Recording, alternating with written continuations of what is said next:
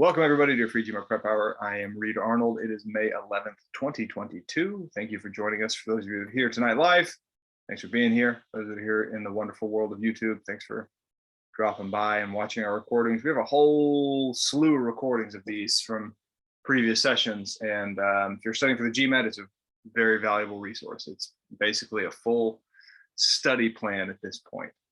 Okay, poke through, see if there are other topics we can help you with from our increasing library of GMAT lessons. If you're looking for other free resources besides our free prep hours, we have those as well. You can take our first class free of charge, try it out, see if you like it, see if our vibe works with you, see if you like the teacher, that whole thing. We got online and in person in certain cities going on right now. So come to our classes, try it out. And even if you don't plan on signing up, it's a great first class. We go over some major GMAT stuff. There's no reason to not take it. It's 1/9 of the course for free. So talk about data sufficiency. We get some major stuff out there early. Sentence correction, strategies, how the test works. I recommend everyone try it out, even if you don't plan on signing up. You can do a similar thing with our Interact course. That's our video on demand self-paced course. We also have free Foundations of Math course, free Foundations of Math workshop happening twice a month. I'm actually teaching one this Saturday. So those of you that are here, if you want a free Foundations of Math course, sign up. Those are great. I love those. It's one of my favorite classes to teach. We talk about the core concepts that the key math concepts that the GMAT uses, and we talk about them in a very GMAT specific way. And in many ways, it's the way I wish I'd learned math when I first learned math. And I think that even if you're not a beginner, you'll get something out of that day. So I would encourage you to sign up for that as well. If you can't make it, keep it up. We keep checking. We do 2 a month or so, once every 2 weeks. Hope to see you at one of those. Yeah, let's dive in. Before I reveal the topic today, we're gonna do a little warm-up question here. Take a minute 20 for this sentence correction question. Make your best guess, send it in the chat, and we'll talk after that.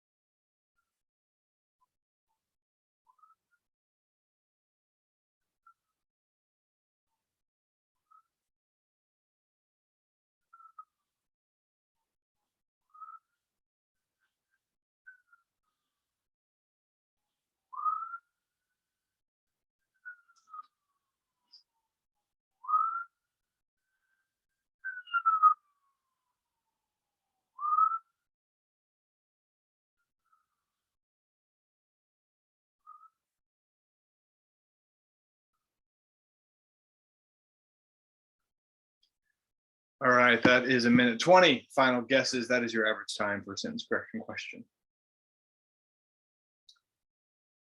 Some D's, some C's coming in. We'll come back to this one. I just wanted to use it as warm up to introduce our topic today. Today we are talking about sentence correction, and we're talking about finding clues in sentence correction.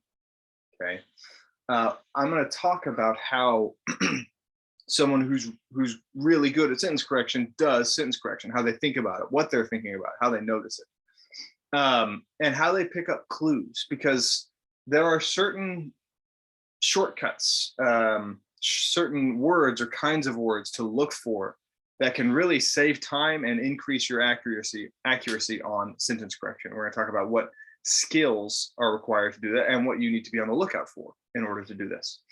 First of all, just a little question to think about. What do you suppose is more like GMAT sentence correction, playing chess or reading this question? I don't know if there's really a right answer to that, but I do think that in many ways, it's helpful to start thinking about sentence correction more like chess than you probably do. It's easy to see a sentence like one we just saw and just start reading like you read any sentence. Read the sentence, top to bottom, left to right, and you go. That is less ideal than the way most experts and the most high scorers do sentence correction. They have a very different approach to this. And it's one that can be learned, but it requires treating sentences in a little bit of a different way. And it's more like a chess set, more like a chess game. And so the analogy I'm using here, if anyone has ever studied chess or done any chess puzzles, you might have seen something like this. This is called a tactic.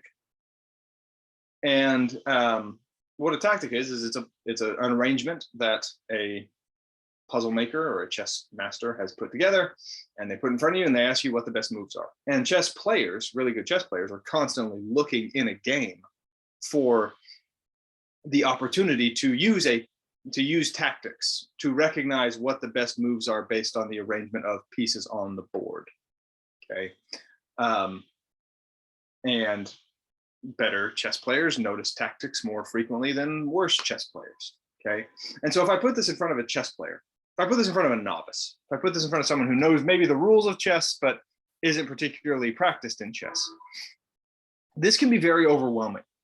There's a lot in front of you. There's a lot to think about, right? It's the rook here can move this way. This rook can move here. The king can move here. Or I guess I should say we're actually from White's point of view, but you're also thinking about how your opponent can move. So you're wondering, oh man, my rook can move this way and this way. My bishop can move that way. My queen can move so much. And then I got to think about this queen, and I got to think about this pawn. Well, that pawn's blocked, and I got to think about the knight. It can move here, here, here, and my king can move here, here. And my rook is free, and this can move 1 or 2, and that opponent's bishop can move. There's just so many pieces on the board. How am I supposed to think about this? Okay, and so as someone who's a novice at chess spends a lot of time thinking about all these pieces, looking at all these pieces, think about what they can do and how it works. An expert chess player will not do that. An expert chess player will be more discerning. They will notice what parts of the chessboard are most useful for their time and focus. Okay, so a expert chess player will notice the hot zones and will zone in like, hold up, okay, I'm white, here's black king, it's chess, I'm trying to get the king, right? So they'll kind of first look there, and they'll look at what's going on around the king. Is there any tactic there, anything I can do with that king? And they might notice, okay, my bishop's here and my queen is here. Oh, that queen and that, okay, I got some pressure on that king, right? And then they'll, around that, they'll see some stuff that they'll notice. It will take less of their focus. That's the stuff in yellow. They'll notice that the rook is there, and that, oh, my rook is there, could that help? Maybe that queen could kill my rook. That's kind of discerning. Or maybe that queen can swoop in and do something. I don't know. Queens are always worth paying attention to. And all this stuff in red, the chess player doesn't look at much. Might glance over it, maybe.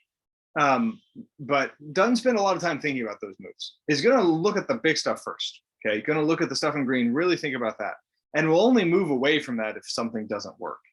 In more difficult tactics, yes, there are like surprise instances where turns out this pawn is really crucial to the puzzle. But for most tactics, the hot zone is the hot zone. And that's where your focus should be. And that's where you're considering and what you're thinking about. Okay. And really, so the way this tactic would work, for those that just are dying to know, this bishop would move here. I'd move my bishop here. That would put the king in check. They would have to move their bishop here. I would then take that bishop, and then they would take my queen, and I would move my rook here. Okay, so the rook does come into play, and that would be checkmate. And you don't need to understand that just to know that that's what would happen. But what that means is that all this other crap, it doesn't really matter. It's there, but it's kind of just distraction, right? A good chess player goes from this to this pretty quickly, and is now only thinking about these relevant pieces and seeing how they work, and kind of understands that the rest of the board is not worth their time or attention. And a similar thing happens in sentence correction. You don't want to read every word of sentence correction. In fact, you want to read very few words. You want to pay attention to the words that matter most. And that is a skill and a habit and a strategy that is often overlooked in sentence correction. It's a lot of people like learn, they learn the rules of grammar, and sometimes they see when to use them, but they never really look at their process. They never really look at what words did I notice and why. So what we're going to talk about is how to treat sentence correction more like a chessboard, how to see the pieces, and what words and kinds of words really trigger really should trigger you to focus on those things and to use those things to your advantage. and to not focus so much on the whole game, because usually, honestly, 7 words matter. Sentence correction is finding a needle in a haystack, but they give you clues to find those needles, and there are repeated things that help you find those needles. We're going to talk about that today, okay? And so to introduce this idea, I'm going to give you another question here, and this one's an even longer underline, and take a minute 20 here, and then I'm going to talk about how an expert would distribute focus on this question and what they would notice and what clues they would pick up. Let's see what we choose first.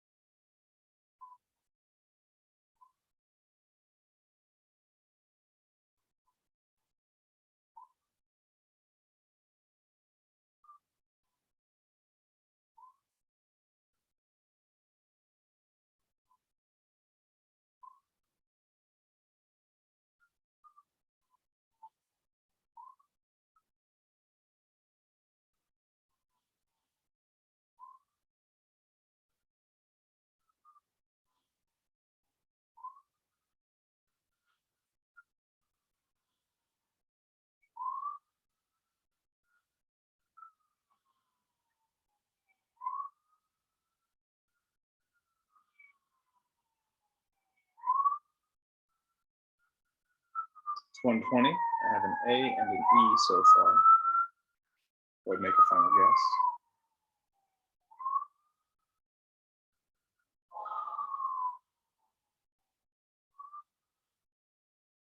Okay, 40 final guesses. So, lot of words, a lot of underline. You don't have time to read everything.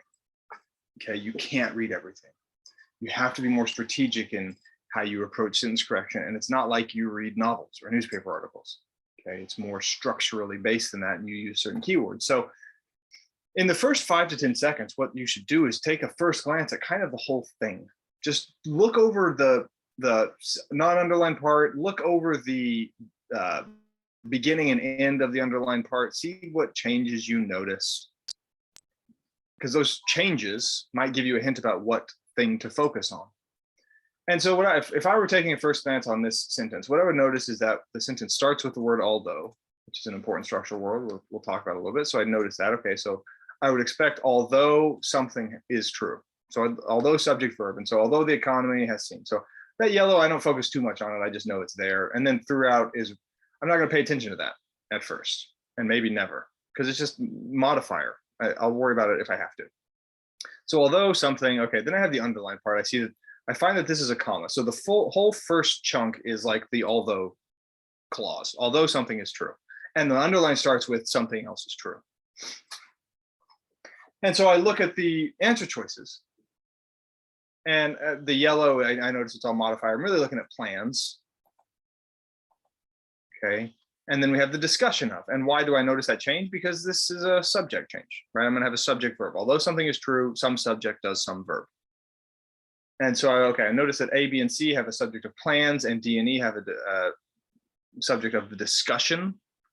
And it's a discussion of. Of is a good modifier word to notice. So I might notice that. And then the big thing I would notice is this last word, signify versus signifies.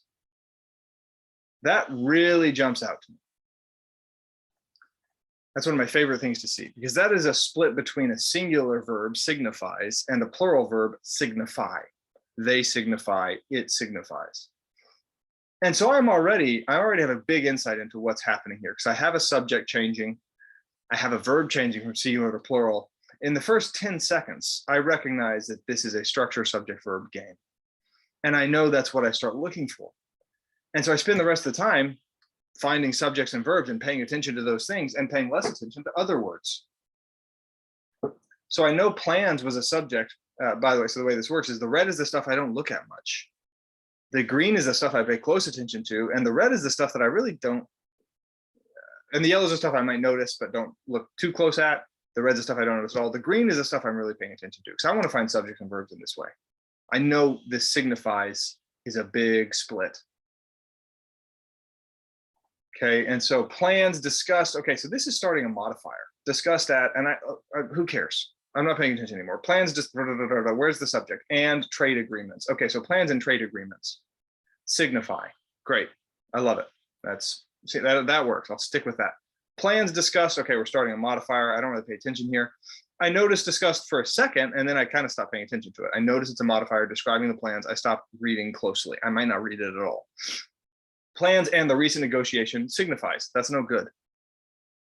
Subject verb disagreement. Plans and nations signifies. That's no good. Subject verb disagreement. The discussion of. So the discussion of this thing, and there's a conjunction, a negotiation, signifies. That's no good. The discussion and the negotiation is two things. And then last but not least, E, the discussion of. Okay, and then I find that and again, that conjunction. Conjunctions are huge. And of signify. So hold up. It's a discussion of these things. I don't pay attention to the stuff in red. Doesn't really help me that much, but I know that it's what the discussion is of. But it's one discussion. And the verb is now plural. So we have another subject verb mismatch. The answer has to be A. And if I really think about it, here's what matters.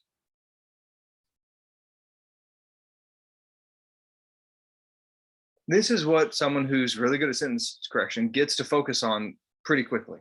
They get their focus to this pretty quickly by using the structure and the rules that they know and noticing the keywords that tell them to think about or not think about certain words. And they get to this. Now, if they just gave you this, everyone would get this question right. If they just gave you these plans in the recent negotiation signify, like we all see the subject verb disagreement in these, we would get to A very easily. The trick is not knowing that A is right. The trick is going from here to here to get that A is right. And it's a subtly different thing, right? It's one thing to know that singular subjects have singular verbs and plural subjects have plural verbs. It's one thing to know that. It's another thing to be able to deconstruct a sentence and put your focus on the words that matter to see it, right? Saying that you know the rules of grammar, that's kind of like saying, well, I know that bishops move diagonally. Yeah, you know that, but do you care about this bishop moving diagonally, or do you care about this bishop moving diagonally, or this bishop moving diagonally, or here, right? Which bishops moving diagonally do I care about based on the situation at hand? What do I notice? What do I think about? Where's the focus? Who cares about this bishop's moving diagonally? It's not relevant to this puzzle. In a different one, maybe it would be. Okay. Knowing the rules is part of the game. Seeing how to deconstruct the board is really the skill, seeing what parts of the sentence matter most. So we're going to talk a bit today about the skill of knowing how to focus on what parts of the sentence matter most. And we're going to talk about the major indicators and keywords and clues to put your focus on those words. Now, again, every sentence doesn't, every time the word shows up doesn't mean think about it, right? Every time I see a bishop, I don't think about the bishop. But if the bishop is in a hot zone around the king, yeah, I'm curious about what the bishop's going to do, right? You use the question at hand to get you thinking about what that word or what that structure is doing. The big 5 topics of sentence correction are these 5 things: subjects, verb structures, modifiers, parallelism, comparisons, and pronouns. And there's certain words and kinds of words that tell you to think about these things. And almost every sentence correction sentence is going to cover at least one of these, and usually more than one of these. These are the major topics. Other things like idioms, not so important. Verb tense, not so important. But this stuff shows up a lot. And you're in luck. We have a video on all of them. If you're looking for topic-specific deep dives into these things, we have free GMAT prep hours for them. I would recommend anyone studying sentence correction to watch them, take notes, learn from them. Okay. Also, if you want to see me do this in practice, you can watch me take a verbal section of a test, and I kind of lay out what I'm noticing in sentence correction, and you'll notice how rarely I look at everything in a sentence, how often I'm noticing pieces and parts.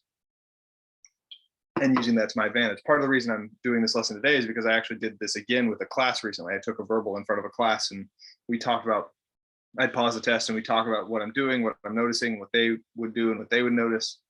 And they were a little bit surprised, I think, at the sentence correction because they like didn't believe that this is how I did it. You know, it's like, this is what I teach, but they thought that I wasn't really putting into practice, but I totally was. You know, I was very rarely reading more than 40% of the words in a sentence. And so, you know, sometimes much less than that, because I'm using these keywords, I'm using these indicators to zone in on what, you know, what I think needs to be focused on.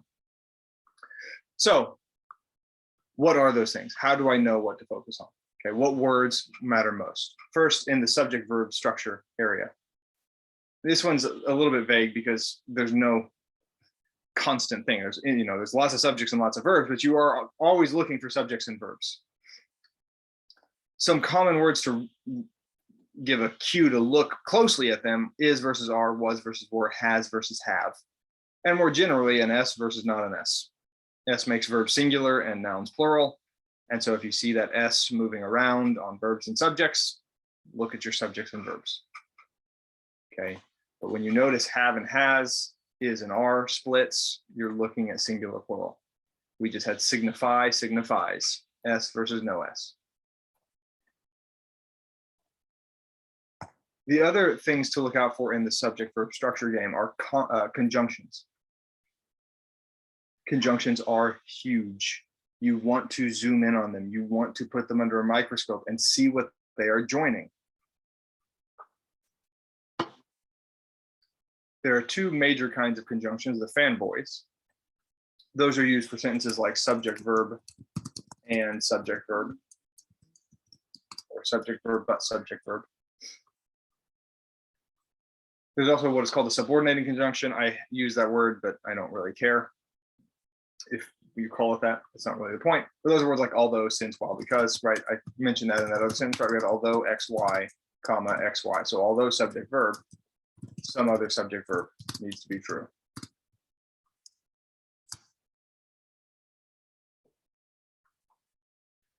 You want to keep an eye out for major punctuation as well, particularly semicolons. I want to maybe change this so it's a little less clunky. Semicolons separate full clauses.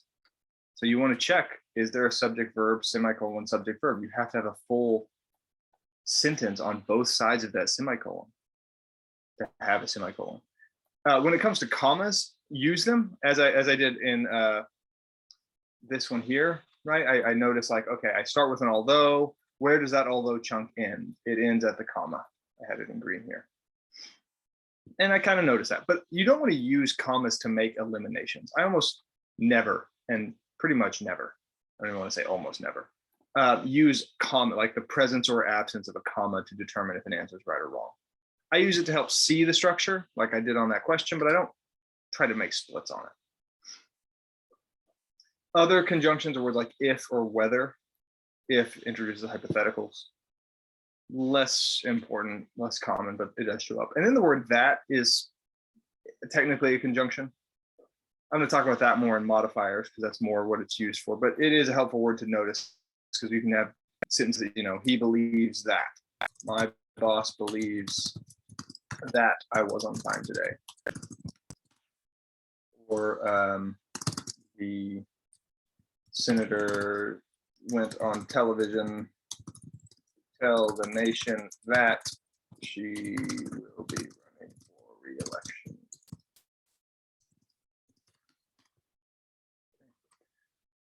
So that word that often indicates, hey, we're about to start a new subject verb. And so that's a big thing to notice. You want to see that word that. There are certain words that we'll talk about in a moment that feel like conjunctions but aren't, or if they are, I think they actually are technically called conjunctions, but I don't call them conjunctions for GMAT purposes because they can't join clauses. They do have like a logical function, but they don't actually join the clauses correctly. I can't say he was tall, however, he did not play basketball. If I'm going to do that, I need to use a semicolon. He was tall, semicolon, however, he did not play basketball.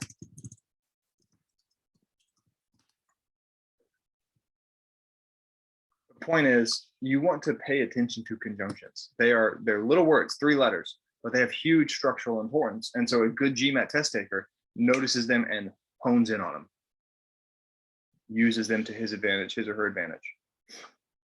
As I did here on the subject verb, right? Plans and trade agreements, right? Plans and trade agreements, subject verb, plans, conjunction, subject, conjunction, subject verb, subject, conjunction, subject verb. Meant to mention on E as well, now that I'm here, right? This conjunction is important to notice because it joins of. Of is a modifier word, as we're about to see. And so that's why this whole thing is modifier. The conjunction is not joining subjects as it is here. It's joining of this and of this. And so that tells me, okay, just do discussion signify. Nope, wrong. So I use that word. I notice that word to not really pay attention to that word when it comes to main structure.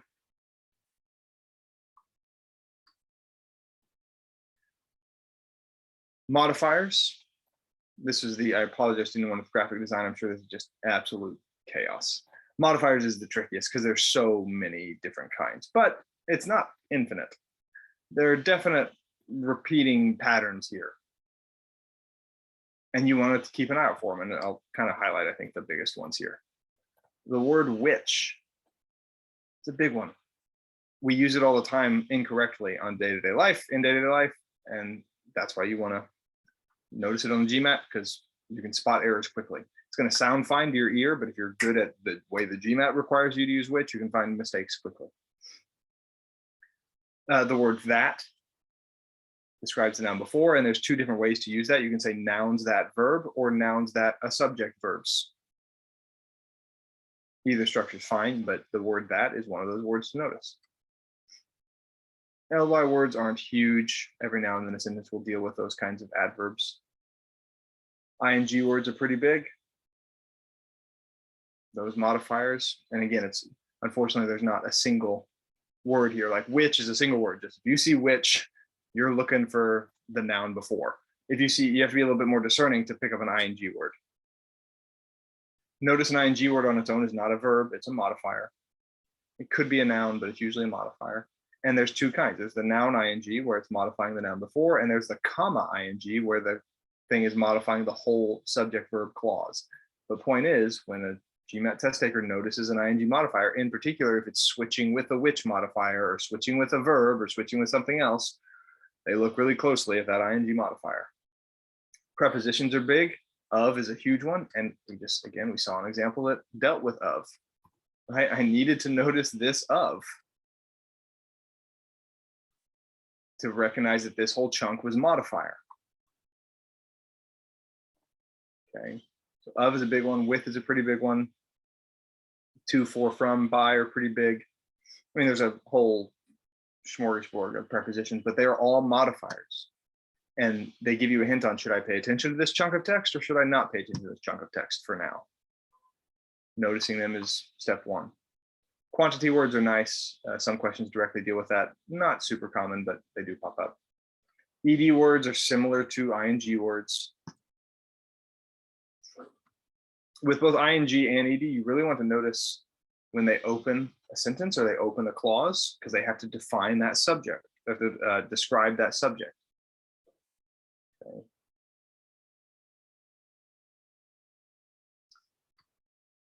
Tricky thing about ED words is they really look like verbs, but they're not. Possession, it's a common enough trick. I almost didn't put that here. But you want to notice in the answer choices, when you notice modifiers changing form, moving around, swapping with verbs. Okay, those are big indicators to look at this moment.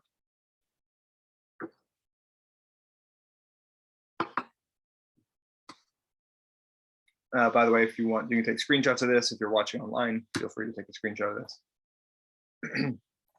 Or take your notes, whatever you want to do. But trying to get you a pretty good exhaustive list of the things, the words most to be on the hunt for. Parallel structure is again dealing with conjunctions. Parallelism is built out of conjunctions. So conjunctions do one of two things. They either join clauses, like we talked about before, or they build parallelism. So again, you want to be laser focused, and when a conjunction pops up, you look at what it's joining. There are two kinds of conjunctions in parallelism. We call them markers, closed markers and open markers. Both are helpful. Closed markers are especially helpful because they have two. And so when you notice a closed marker, you just, you know to look for the other closed marker. You join them. See what things they join, make sure they are actually parallel. Pronouns, 5 deadly ones especially, it, its, they, them, their. Less common, but they do show up, especially in comparisons, these versus that versus those, this versus these. You want to look out for the 5 deadly pronouns. They're little words, it's so easy to overlook them. And last but not least, comparisons. Okay, like, unlike, as, such as blank as, compared to or compared with, both are fine. Similar to, different from or different than, more or less or fewer than. Words that end in ER like bigger, faster, stronger, smarter. All those comparative words. Than, words that end in EST, the best, the tallest, the fastest. And then those pronouns, that of and those of, often used in parallel structure and comparisons. Those were the words I could think of. If someone asked me, like, what's a cheat sheet of the sentence correction words that matter most? There it is. I just gave it to you. And these are words that I notice a lot and I use and I zone in on, and I use them to get through sentences quickly and efficiently and correctly without paying attention to much. I'm not looking at everything. You can't look at every piece on the board. You shouldn't. You don't have time. The game is recognizing what pieces matter in that question. So let's look at this one again. So this was the first one we did, and I'm going to talk through what I would notice doing this question. So first glance, having finally reached a tentative labor agreement, and I'm not even going to read, if I haven't highlighted, you can think of it as read almost for now. Having finally reached is describing someone or something. I stopped reading. I'm okay. I have an opening modifier, and I probably should highlight the comma because it's like, here's the end of the opening modifier. Oh, well, what comes right after that? The subject. That's the thing that needs to have reached an agreement, whatever the rest says. And it's immediately clear that it can't be A or B. I don't have to read anything else. I eliminate A and B in 7 seconds. And I never read the full sentence as written, because why would I? I get that it's wrong. I notice an opening modifier in the first glance. I notice the answer choices are changing what is modified. Who cares about anything else for now? Who reached an agreement? Not it. It did not reach an agreement. It's got to be the airline's board of directors. Okay. So now I'm choosing between C, D, and E. I'm not even reading the A and B. I'm not reading the sentence as written. The modifying is fine. So what do I notice now? The airline's board of directors must now determine seems to be the same. Oh, both. How? Both increase. Both increase. Why am I paying attention to that word both? Well, both and. Parallelism. Okay, so I'm looking at my parallel structures here.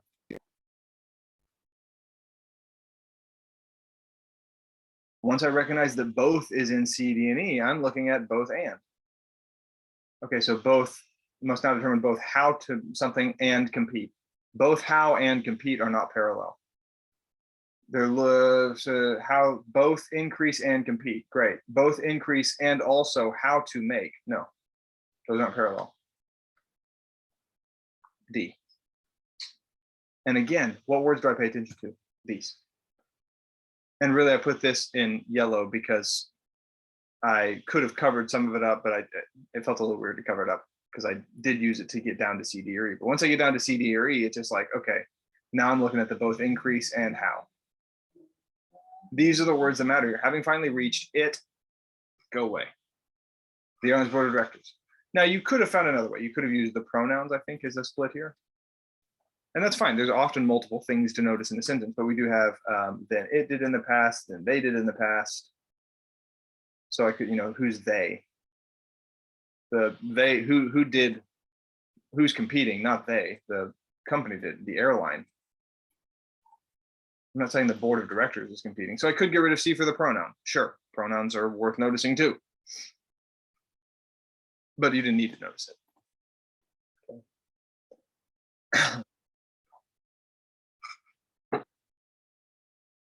And so a good sentence correction test taker pays attention to few words, not all of them, notices the big words, and has a recognition, has antenna up to recognize what words matter most. Conjunctions are huge.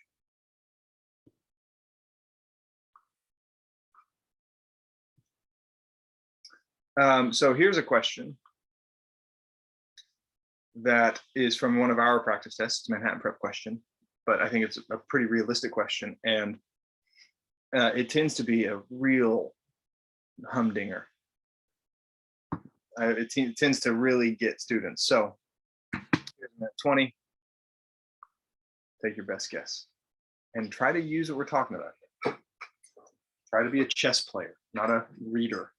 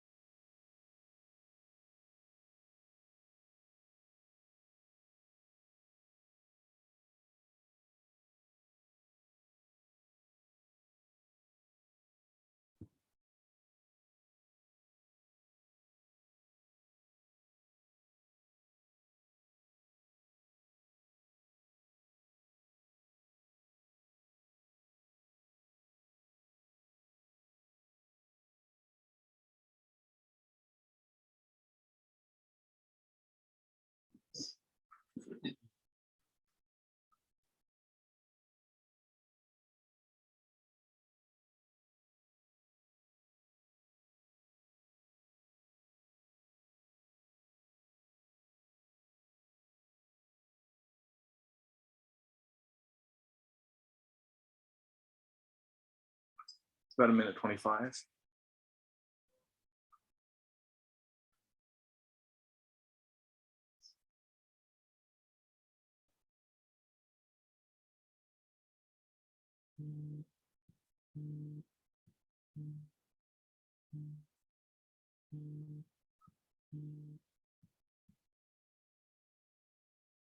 I have one answer in, I'll get two answers. E and a B. So if you were to do this question at home, whatever, or when you're doing questions at home, it's not just what is right and what is wrong. You also want to practice procedure. You want to ask, how could I, especially if it went over 1:20, when it went over longer than average, what could I do to shave off seconds? What would I notice? What would I think about? What would someone who's really good at this notice? So on a first glance, what would I notice? I'd look at kind of the non-underline. Okay, many employees, that's a subject. Okay, choose between jobs. Okay, so then I see that the first split is the difference in modifier, that offer versus offering. So there's my ing and my that. Those are words that I mentioned to notice. I'd maybe pay attention to the little bit jobs that offer higher pay, jobs that offer higher pay, jobs offering pay that is higher. Maybe I'd notice it, maybe not, I don't know. And all the rest I wouldn't pay attention to right now. But this is just what I'd look at first, find my subjects, verbs, see what is going on. Okay, is there any word of importance here that would trigger me to look for something else?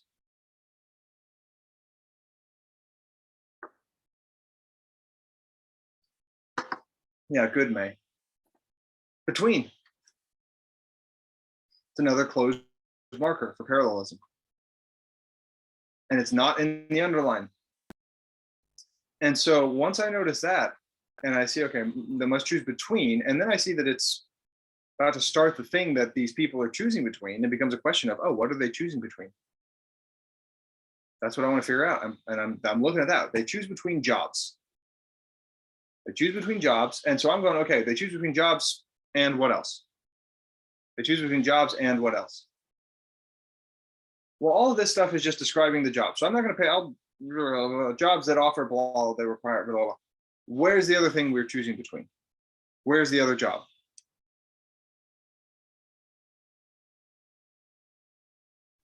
And really, where is the and? Between and. That's the marker. That's just kind of an idiom. That is a rule. I guess I say idiom. It's a parallelism pattern. I guess it's an idiom. I try not to call it an idiom though, because I don't know. Idioms are just not my favorite thing. So this is maybe not fair. It is an idiom. we just have to accept that some idioms are tested. If I'm going to say between, I have to say and. Well, a lot of these answer choices don't. The sentence as written says between jobs like this or less or other jobs.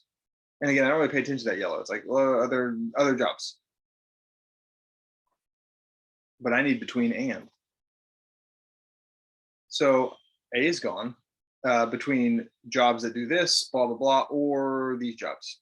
Jobs offering or these jobs. No, I need and. I'm down to C, I'm down to D and E. And I probably should have highlighted a lot of this stuff in red because I'm not even paying attention to it. If it's not highlighted, just think of it as red. Right? I didn't really look at this stuff. I was looking for between jobs and jobs. Okay, so D and E at least get that. They have jobs that choose between jobs that do this or jobs offering this and this. Okay, cool. So I'm down to 50-50 though by this alone. And all of this crud I have not paid attention to at all because it don't matter. Okay, and then I look at D and E. Okay, what's the next thing that jumps out to me in D? Oh, there's a but. That's another word I'm looking out for. It's another conjunction. But requiring long hours. Well, I need to match that with something like offering, paying or offering. Not that pay but requiring, no. Offering but requiring, yes. Here it is. That's it. That's what matters.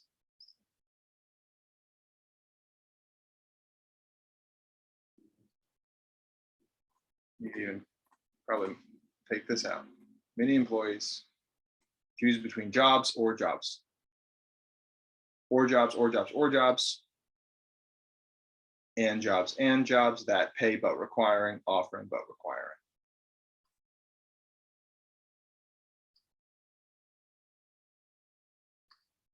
So question B also has an and at the end of it.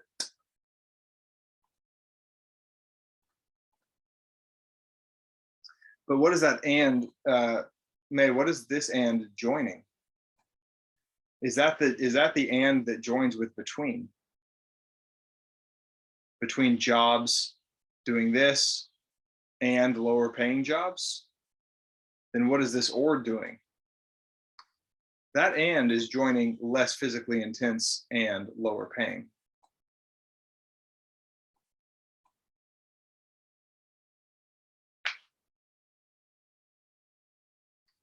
The or is the thing that seems to be structurally joined with between, and that's just not allowed.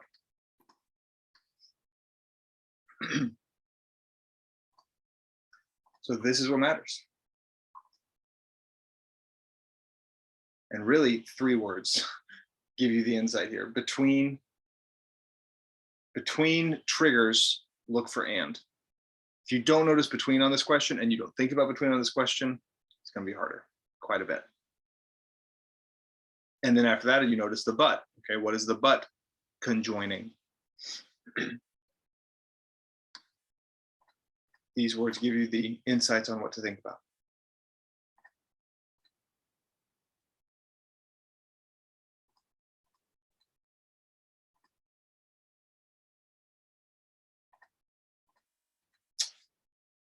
Okay, so this is the gist. That's all I wanted to say. Now it's just practice with it. I just have some questions that we can do. But if anyone has a question, let me know. I just want to get this out there and let you start hunting for this thing and start reviewing your sentence correction, not just to figure out what is right and why it's right, but to figure out what someone who's an expert notices, to trim time and effort and energy and focus down on the question by seeing it more like a chessboard, pieces on a board, rather than a string of sentences that I read like a novel. Not how it works. So try doing that on this sentence here.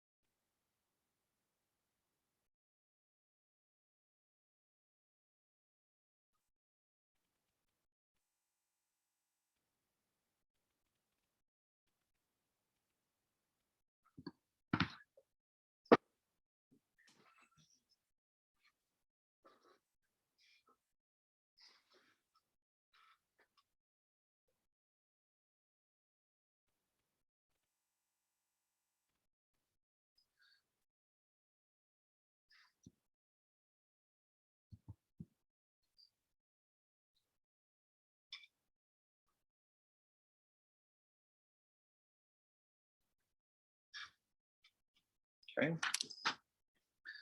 So if I'm just looking over this really quickly, okay, the striking differences, there's the between again, between and. Okay, so that's actually, they take care of it.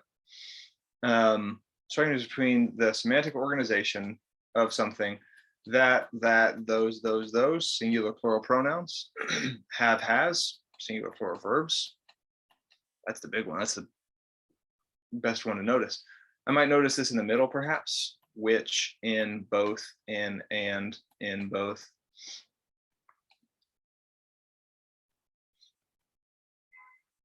I might notice that one. I'll probably on a first glance, I wouldn't pay too much attention to it yet. But there are things you could notice there. But the first thing I see is, okay, we have a subject verb split, singular plural verb.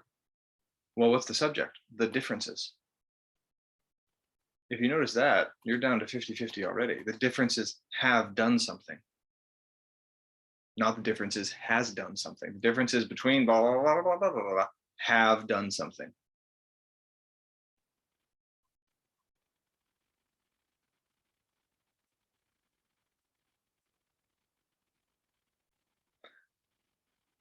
Okay.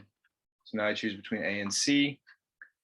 Two things to notice. If you look at the first split, that versus those, should it be singular and plural? Well, that what? That or those what is the question.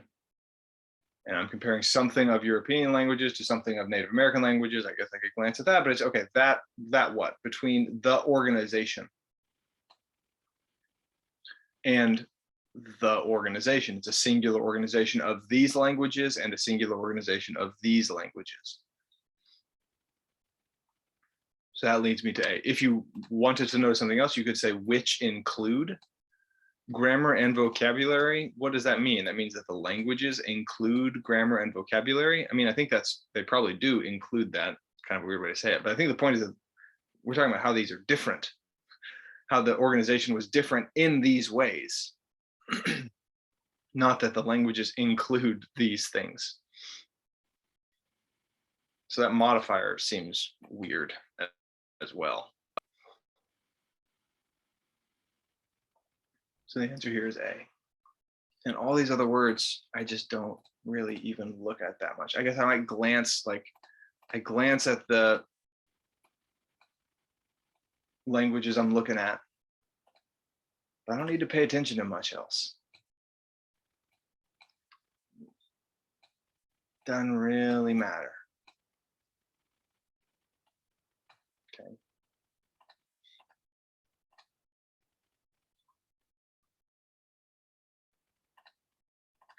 Let's do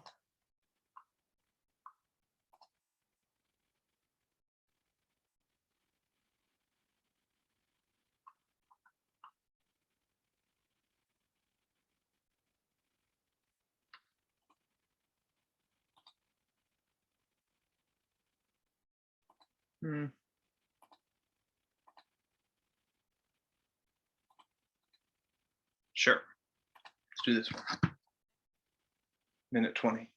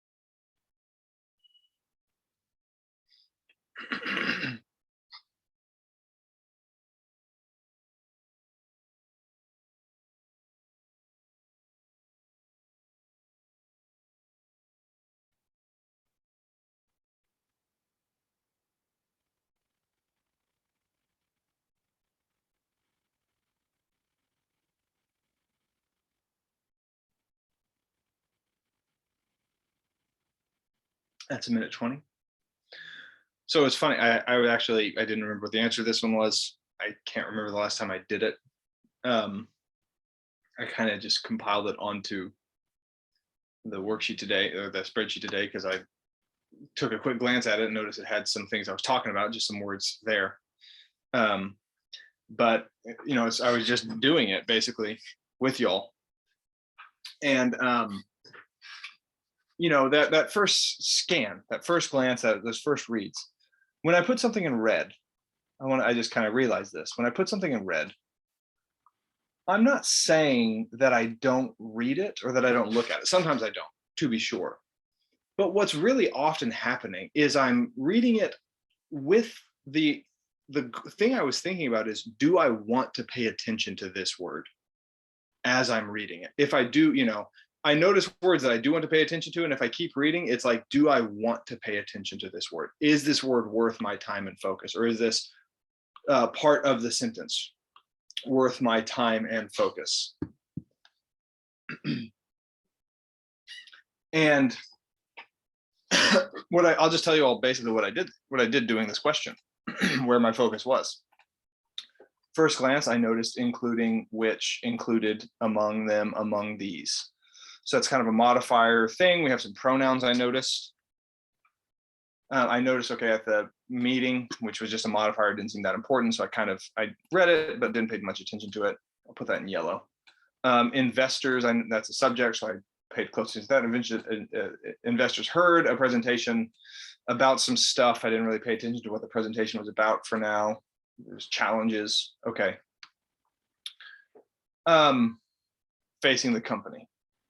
And the first one I got rid of was B. I mentioned earlier that which is just a big word to pay attention to, and it is. Which describes the noun before, which includes the threat. So what includes the threat? Does the company include the threat? That doesn't make sense. Then I thought maybe is it the challenges facing the company? Because that could include the threat. I might be generous there, but then I actually, no, because challenges is plural. It would need to be which include the threat. And so I got rid of B quickly with that. And then I kind of was like, well, I know B is out, but I really don't have much else to go on here. So I started reading A again. And again, I was reading with the thought of like, what do I want to pay attention to here? I'm just looking for something to pay attention to. The threat from $1 billion sale and the declining sales. So I kind of noticed the and, but I didn't, okay, there's an and there. Then I went to the next one and I noticed the preposition change. We had a threat from, and suddenly I started paying attention to this, to a threat of. And prepositions are a word to pay attention to. And especially when they change, right? That's a big sign. So it's like, oh, the threat of versus a threat from. And I had from and threat of and threat from. And a threat from a rival isn't the same thing as a threat of a rival. Like a threat from a rival, what is that? Like it's coming from the infringement suit? No, it's the threat is the suit. It's a threat made, like of is a big word. It means like it consists of the suit. That is the threat, not a threat from the suit. It's a threat of a suit. And that got me the answer. T. That was it. That was what I just did. Those are the words I paid the most attention to. I guess I should say, I paid a little bit of attention to what the threat was of or from to see which one made sense. Of a suit. But those are all the same. So I read it once and just kind of, okay, hold up. It can't be a threat from a suit. It's a threat of a suit. I'm not saying this is the only way to do it. Yeah, so among Lorinda, that's probably, there's I'm sure other things to think about here, but that is how I just did it. Okay, and it's just a good demonstration of kind of exactly what I'm talking about. But is among these correct? This is your presentation on the numerous challenges. Among these, honestly, Lorinda, I don't like it, but it's hard for me to say why it's wrong. Among these challenges. Yeah. I don't know. I think it's wrong, but I can't say why. With something like that, it's the kind of thing where I was like, well, if I have to choose between it or something else, I'll choose something else. But if I get rid of 4 other things for really good reasons, then I guess I'll choose the one that I hate. Typically I don't get rid of something because I don't like it. I'll keep it around. I'll lean against it. I'll choose anything else if I have the choice. But if I've gotten rid of 4 other answers for good reasons that I do feel good about, no problem. What about the preposition at the end? So declining sales of, yeah, similar thing. If you notice the preposition at the end. Decline in sales of a chip, decline in sales for a chip. It's not sales for a chip, it's sales of similar reason, right? The sales consists of the chip. We don't give sales for the chip. What does that even mean? It's like we did it as a favor to the chips. We did it for the chips. We made some sales so the chips would like us. We did it for the chips. No, that meaning is wrong. So yeah, if you notice that preposition, that's another good thing to sales of the chips, not sales for the chips. Great, perfect.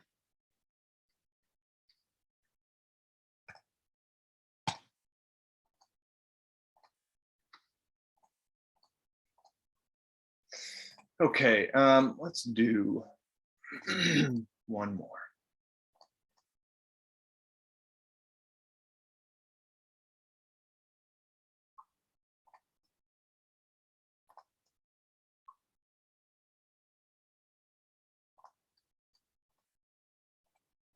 Just picking kind of randomly. Take this one, minute 20. Try to see the chess pieces. Focus on the ones that matter.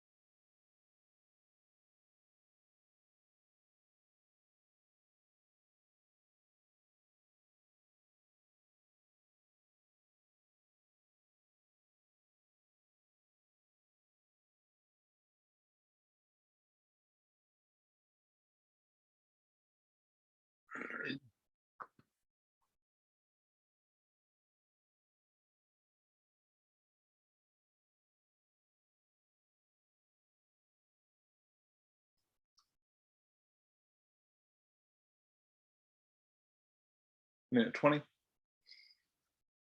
So things I noticed as I went through this with surface temperature. So some things with surface temperatures, it's a modifier. I just wanted to check what had the surface temperatures, and all of them are fine. It's Europa. So that part was fine. Okay, so I kind of stopped paying attention to that. But Europa has long been considered, has long been considered, or Europa long considered. That jumped out to me.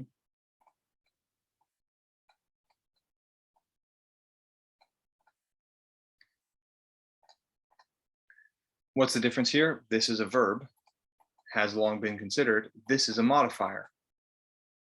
Well, if this is a modifier, I need a verb for Europa to do something. Problem with D&E is it doesn't give me anything for Europa to do. I'm scanning through all this stuff. So I'm reading it, but I'm not reading it closely. I'm reading it for a verb. Like, what does Europa do? Nothing. So it's wrong. So D&E are wrong. So now I went to ABC. We have and, we have with, we have its, a pronoun possessive, and we have and has.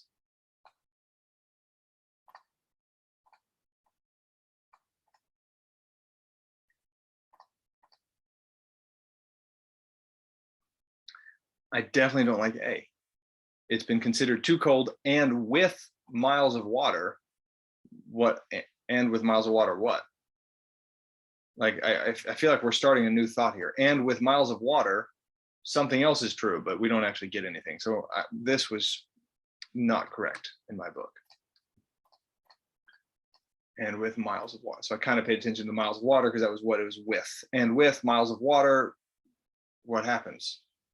It's been considered too cold. Okay, that's wrong. Second one had B and C, and I chose B. And the reason mostly was that I liked the modifier form of this over the conjunction parallelism. The parallelism is correct. Europa has been considered too cold, and Europa has a lot of water. But the modifier connects those better. It's been too cold, it's miles of water frozen, right? It links these two things. So I kind of paid attention to frozen as well for that.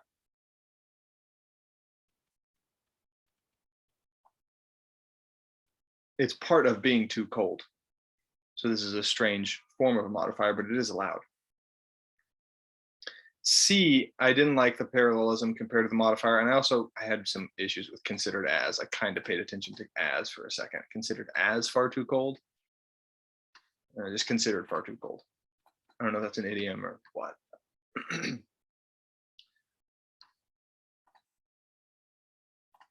So I didn't pay much attention to anything after the first moment where with surface temperatures. I looked at it for a second, but once I realized it was okay, I didn't pay much attention to that. Didn't pay much attention to this. I paid very little attention to this. This is a short sentence, so there's more room to be green, but still, the point is more the way of working through it. If you're reading, like, you should never finish a sentence, meaning you should never read a sentence, the whole sentence in sentence correction. Do I stand by that? I think I do. Because you want to be more active. You want to be more thoughtful about where do you want to spend your time? What part of the sentence do you want to zone in on? And if you just read, with surface temperatures estimated minus 230 degrees Fahrenheit, Jupiter's moon Europa has long been considered far too cold to support life. And with 60 square miles of water thought to be frozen from top to bottom. I mean, I guess you could do that and maybe you'll hear that it's wrong. I don't know. I would never do that. And I don't think most people who are really good sentence correction test takers would do that either. They're looking for the chessboard. And you can't be reading the full sentence every time, just plugging the underline in and hoping you hear something. It has to be more methodical. You don't have time. So notice those pieces. Again, I went through the 5, watch this video again and write these down. The 5 major subjects for structure, modifiers, comparisons, parallelism, pronouns, and the words and the kinds of words to keep an eye out for. Those are the places that need to grab your attention most. And when you see answer choices split with those words, when you see them change answer to answer, use them to your advantage. That's where your focus goes. Don't treat this like reading a novel, treat it like playing chess. Remember, the chess master doesn't give equal attention to every piece on the board. Every word in sentence correction is not created equal. In fact, there are probably 4 most important words on a sentence, maybe fewer. 4 words that really should signal, hey, pay attention to this. Okay, your job is to find them. That's your first job. Your first job when you're looking is, what words do I want to pay attention to? Try to do nothing else but figure those out first. All right, gang, that is my lesson today. I can't stay around too long for questions because I have a tutoring student, but if you have any questions, shoot me a shot in the chat or an email. Come to our classes. Again, you can try them for free. Hope to see you there. And come to the Foundations of Math class this Saturday. Love to have you in that session. Until next time, be well and best of luck in your studies.